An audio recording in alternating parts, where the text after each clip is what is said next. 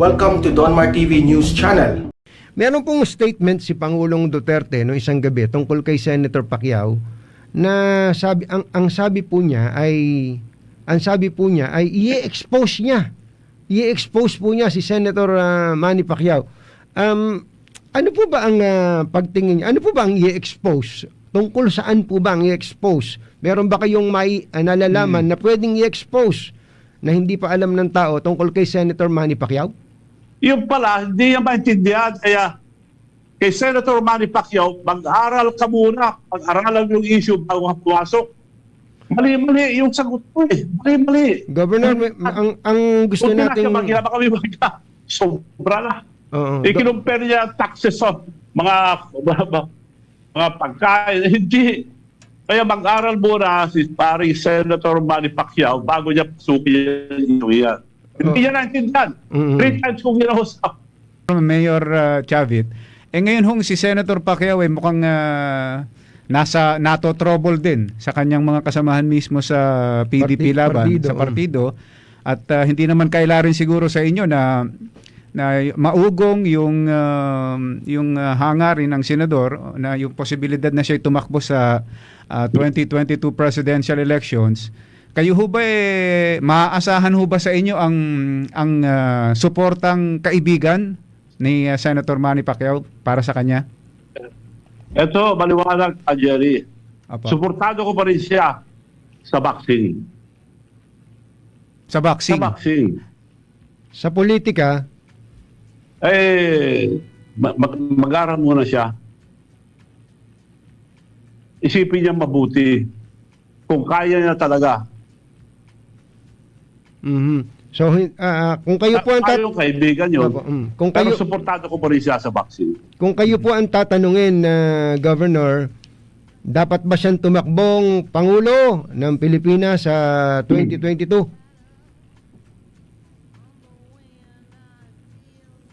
Well, bilang kaibigan, paski sa vaccine, ayaw na nga siyang umapan eh. Dahil sinabi ko nung araw pa, at the age of 40, makanta ka na sa vaccine. Dapat huwag ka na lumaban. Lumalaban pa rin.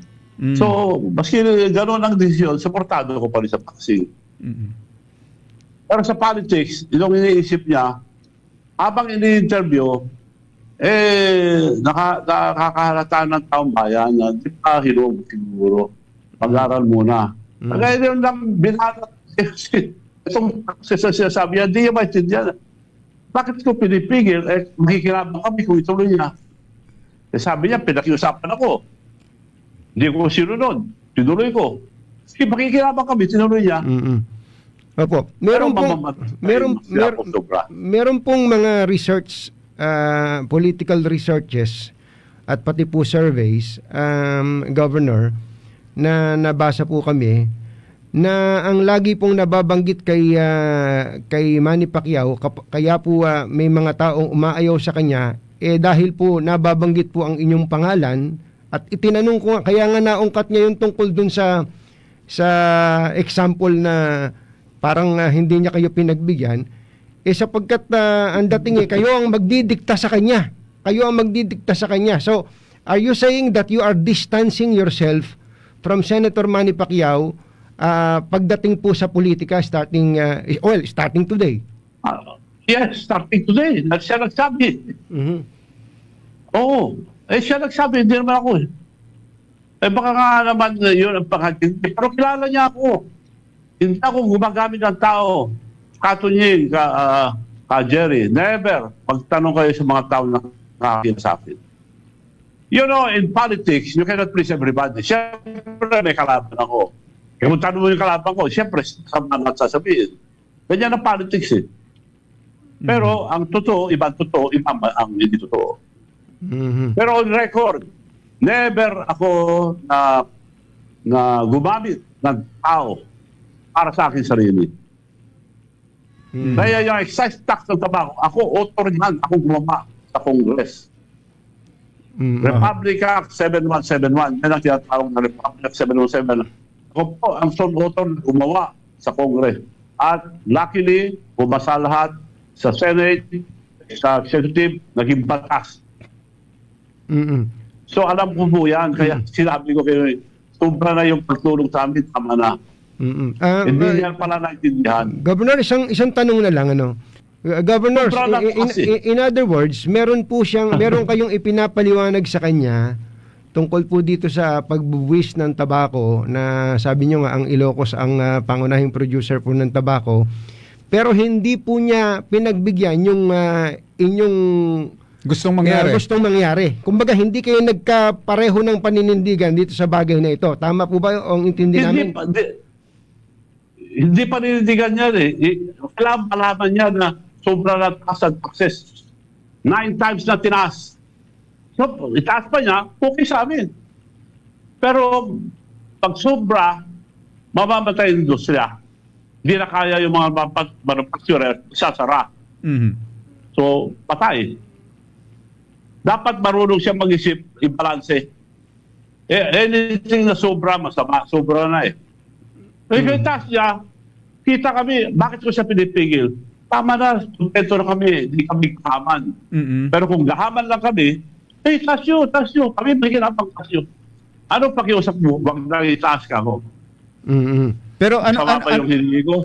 Gov, ano ho ba naging katapusan niyang issue na yan? Dahil si Senator Pacquiao ay isa lang naman sa 24 na senador. Kung kailangan ng legislation, kailangan siyempre makakuha ng majority vote sa Senado. Yes. Yung mga ibang senator, alam nyo yan, may lobby money dyan Ang gustong mabatay ang industriya, Bloomberg Foundation, siya nagbibigay ng pera sa mga lahat para mamatay ang industriya. Hindi niya alam, ginagamit na siya. Yun ang gumagamit ng tao. Hindi po ako. Never akong gumamit ng tao, Mr. Senator Manny Pacquiao. Kung pa tumutulong, bata pa kami, buong pamilya namin tumutulong kami sa taong bayan. Kasi hindi po kami gumagamit ng tao. Hindi ko kayo ginagamit. Sana mag-aral muna kayo para alam yung issue bago kayo pumasok. Sa issue na hindi nyo naintindihan. Opo. Gov, Mayor, kaya ko lang binanggit yung 24 yung senador dyan. Kasi kung si Senator Manny Pacquiao lang ang sinasabi niyong hindi naintindihan yung sitwasyon ninyo dyan, bakit hindi natupad yung gusto ninyong mangyari sa parte ng iba pang mga senador? Huwag nang taasan ang buwis sa sigarilyo. 24 to sila. Parang kung hindi ho ba ang nangyari si Senator Pacquiao ay katulad din ng naging paninindigan ng iba pang senador? Tama yan. Dahil may lobby money nga dyan, may nagla-lobby para mamatay yung industriya. Ako, isa lang kinausap ko, si Manny Pacquiao, para naintindihan lang. Hindi pala naintindihan Tatlong beses ko na sinabi. Hindi pala naintindihan. Makikinabang kami, taas niya. Yun ang ginawa. Okay. Ito pong mga statement po ninyo tungkol kay Senator Manny Pacquiao ay hindi po magagaan na mga pangungusap. Ano ba to? Kayo, matali kayong magkaibigan. Magsosolian na ba kayo ng kandila dahil po dito sa bagay na ito? Hindi naman pinaniliwanag ko lang na katunying nung sinabi niya. Hindi niya alam sinasabi niya. Pinigil ko dahil kami magkikinapang ko, ituloy niya tinuloy niya Pero, itaas pa, mababatay na industriya. Pero nag-uusap pa rin ho ba kayo? Are you still in speaking terms with Senator Pacquiao? Kung may occasion, nag-uusap naman kami. Pero never ako na gumamit ng tao sa masama. Alam niya yan Hindi lang niya naintindihan yung sinasabi niya. Hindi ko pinagbigyan. Kung pinagbigyan ako, para sa taong bayan ako. Nakiusap ako para sa taong bayan. Para sa national government. Pag namatay ang industriya, because for your information, yun ang major industry namin sa Ilocosur. Kami ang majority na kumikita ng itaas at taxes. Bakit ko siya pinipigil? At sobra na. Governor, Mayor. Gusto kong take advantage. Taas mo pa. Kikita kami. Taas mo pa. Millions pumapasok sa probinsya namin. Ba't ko pinigil? Dahil sobra na. Yun ang di ka maintindihan.